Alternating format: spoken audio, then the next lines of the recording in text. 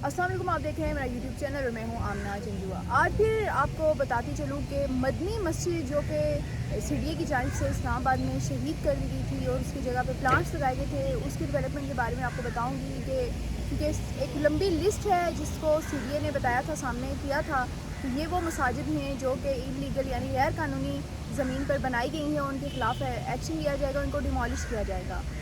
इसी हवाले से हमने देखा है कि मदनी मस्जिद जो है उसको डिमोलिश किया गया और फिर रातों रात किया गया, उसकी जगह प्लांट्स लगा दिए गए और फिर एक मजहबी हल्के जो हैं वो उनमें जुनून सामने नज़र आया, हमें प्रोटेस्ट करते हुए दिखाई दिए, आवाम ने सोशल मीडिया पे तनकीद की। और इसी हवाले से आज आपको डेवलपमेंट बताऊंगी कि क्या है। पिछले व्लॉग में भी आपको सारी डिटेल बताई थी एक्चुअली हुआ क्या है। जो लोग अभी से मुझे फॉलो कर रहे हैं उनको बताती चलूँ कि ये एक मस्जिद थी जो कि इस्लामाबाद में रावल चौक के मुकाम पर तामीर की गई थी और काफ़ी पुरानी मस्जिद थी, जिसके साथ एक मदरसा भी था और सीडीए ने उसे रातों रात डिमोलिश किया। और फिर उसके बाद जो है वो वहाँ पर प्रोटेस्ट शुरू हुआ। रात को जब मौलवी साहब ईशा की नमाज़ तो पढ़ के गए, लेकिन सुबह जब फजर की नमाज़ पढ़ने आए तो वहाँ मस्जिद नहीं थी। रात के तारीकी में ये इक़दाम किया गया। इसी हवाले से आज मैं आपको बताती चलूँ कि प्रोटेस्ट जब हुआ तो एक तरफ Talal Chaudhry chairman CDA DC Islamabad, उनकी कमेटी बनाई गई, गफूर हैदरी जो है वो भी इसमें शामिल हैं और उनके मुज़ाकरात जो हैं वो हो रहे हैं। और गफूर हैदरी का ताल्लुक़ मौलाना फजल रहमान यानी JUI की पार्टी से है और ये अब इस चीज़ को लीड कर रहे हैं, इस मसले को लीड कर रहे हैं कि मज़ीद जो मसाजिद हैं उनको डिमोलिश नहीं करने दिया जाएगा। इसी हवाले से जो प्रोटेस्ट शुरू हुआ था उसमें गिरफ्तारियाँ भी हुई हैं, पुलिस एक्शन लिया है उसने और साथ ही साथ जो है वो अब ये कहा जा रहा है कि मुज़ाकरात होंगे और प्रॉपर तरीके से तमाम तर चीज़ें जो होंगी। जो फैक्ट्स हैं वो आपको बताती चलूँ कि वो ये हैं कि एक लिस्ट आई थी जिसमें कहा जा रहा था कि गैर कानूनी इस्लामाबाद में जितनी मसाजिद हैं उनको डिमोलिश किया जाएगा, वो ज़मीन जो है वो रिकवर की जाएगी। वैसे तो इस्लामाबाद में और भी बहुत सी चीज़ें ऐसी हैं जो कि गैर कानूनी हैं, जो कि सीडीए की ज़मीन पर बनी गई हैं, सरकारी ज़मीन जो है उन पर बनाई गई हैं। लेकिन सबसे पहले जो है वो टारगेट मस्जिद को किया गया था। यही वजह है कि उनको बहुत तनकीद का सामना करना पड़ा। लोगों ने एक लंबी फहरिस्त जो है वो दिखाई कि अगर आप मसाजिद गिरा रहे हैं तो मसाजिद गिराने से पहले आप इन हाउसिंग सोसाइटीज़ को क्यों नहीं देख रहे। इन दूसरी जो होटलिंग यहाँ पे अगर हम कह लें, ढाबे कह लें, इसके अलावा लोग अपने बिज़नेस खोल के बैठे हुए हैं, उनको क्यों नहीं दे रहे, अल्लाह के घर को गिरा रहे। वैसे तो ये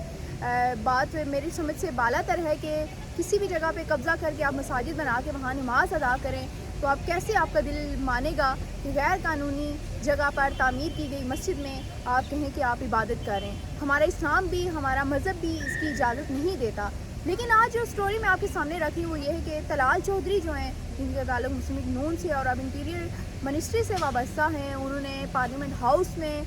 इस मुद्दे को उठाया और उनने वहाँ पर टॉक करते हुए बताया कि ये जो मदनी मस्जिद का इशू है ये अब का नहीं है बल्कि जनवरी का है। जो करते धरते थे मदनी मस्जिद के जो सरबराह थे, जिनके होल्ड था सारा कुछ, उनके साथ हमने जनवरी से लेकर अब तक जो मुज़ाकरात किए हैं, उनको बाकायदा करोड़ों रुपए लगाकर एक मस्जिद और एक मदरसा जो है वो तामीर करके दिया, जहाँ पर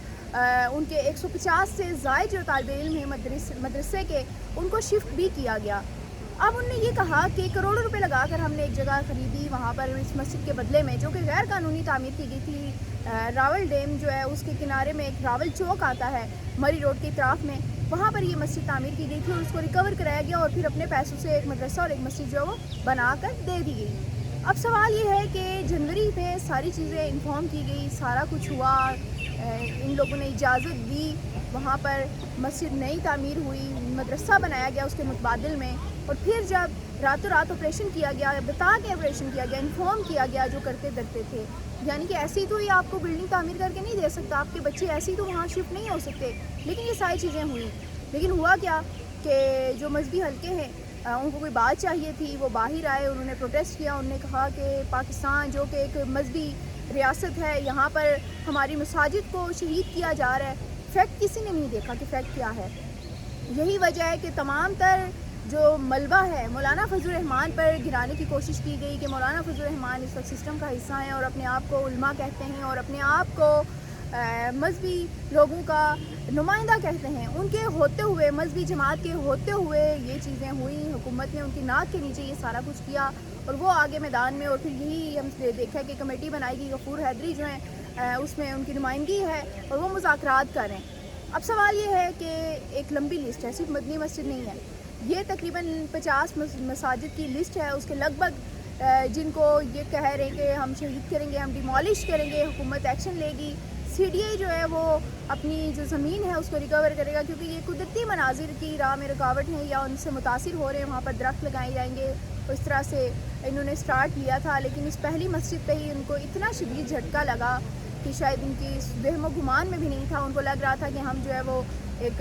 راتوں رات جو ایک مسجد صفائی ہستی سے مٹا دیں گے تو کوئی پوچھنے والا نہیں ہوگا، کیونکہ جو کرتے درتے ہیں ہم نے ان کے ساتھ مذاکرات کر لیے۔ سوال یہ پیدا ہوتا ہے کہ بیگانی شادی میں عبداللہ دیوانے، یعنی کہ جن لوگوں کے ہول تھا مسجد پہ، جو انتظامیہ تھی مسجد کی یا مدرسے کی، ان لوگ کو جنوری سے انفارم کیا گیا تھا، ساری چیزیں ہو گئی تھی، لیکن اس کے باوجود یہ تمام تر چیزیں ہم نے دیکھی ہیں کہ ایک بڑی تعداد میں لوگ آئے اور وہاں پر پروٹیسٹ کرنے کی کوشش کی اور دھمکیاں بھی دی حکومت کو کہ اگر آپ نے مزید ایسا کچھ کیا تو ہم بڑے لیول پر احتجاج کریں گے، اور مولانا فضل الرحمان نے بھی اس کی مذمت کی اور یہ ساری چیزیں۔ خیر، مذاکرات کا دوسرا دور جو ہے وہ شروع ہونے جا رہا ہے، جس میں یہ طے ہوگا کہ باقی کی جو مساجد ہیں اس میں کیا کیا جائے گا، لیکن حکومت کی جانب سے یہ کہا جا رہا ہے ہم جتنی بھی مساجد کو ڈیمالش کریں گے، شہید کریں گے، مسمار کریں گے، اس کے بدلے میں ہم کہیں متبادل جگہ پر ان کو ان کی تعمیر کر کے دیں گے۔ یہ ایک چیز تھی جو میں نے سوچا آپ کے سامنے رکھوں۔ آج دوسرا دور ہے ان مذاکرات کا، دوسرے دور میں جو بھی چیزیں سامنے آئیں گی وہ بھی آپ کے سامنے رکھوں گی، لیکن آپ کو بتاتی چلوں کہ اس وقت جو دونوں سائڈ جو ہیں وہم سوچ میں ہیں کہ ایک طرف تو حکومت نے تمام جو چیزیں جو ہیں پبلک کے سامنے رکھ دی ہیں۔ سوشل میڈیا پہ ہم نے دیکھا تھا کہ کافی طوفان کھڑا ہو گیا تھا، کیونکہ ایک طرف ہم دیکھ رہے ہیں کہ پی ٹی آئی کے جو لوگ ہیں وہ کافی سوشل میڈیا پہ ایکٹیو ہیں، اور جیسے ہی کوئی ایسی ویسی چیز ہوتی ہے اس کو کافی پھیلاتے ہیں اور کوشش کرتے ہیں کہ کچھ نہ کچھ حکومت کی اگینسٹ جاتا رہے۔ لیکن یہاں پر میں یہ کہنا چاہوں گی کہ حکومت کی اس طرح سے غلطی نہیں ہے کہ حکومت نے ایک پورا پلان تیار کیا ہے۔ ہاں، یہ ہے کہ تمام تر جو مذہبی حلقے ہیں جن سے تشویش تھی ان کو یا شک و شبہ تھا کہ کسی قسم کی ایسی بات ہو سکتی ہے، ان کو لوپ میں لینا چاہیے تھا، پراپر ایک کمیٹی پہلے بناتے کہ ہم یہ کرنے جا رہے ہیں، آپ تمام لوگوں کو جو ہے وہ اعتماد میں لیں، اس کے بعد اس طرح کا ایکشن کریں۔ لیکن شاید حکومت کو یہ خوش فہمی تھی کہ جو مسجد کی انتظامیہ ہے یا مدرسے کی انتظامیہ ہے، صرف انہی سے ان کا مطلب ہے، ہم صرف ان کے مالک کیونکہ مسجد کے اس وقت وہ بنے ہوئے انتظامیہ وہ ہے تو ہم ان کے ساتھ جو ہے مذاکرات کر چکے ہیں، جنوری سے یہ بات چیت طے تھی، تو اب جو ہے وہ کچھ نہیں ہوگا۔ لیکن آپ دیکھیں کہ پاکستان ایک ایسا ملک ہے جو کہ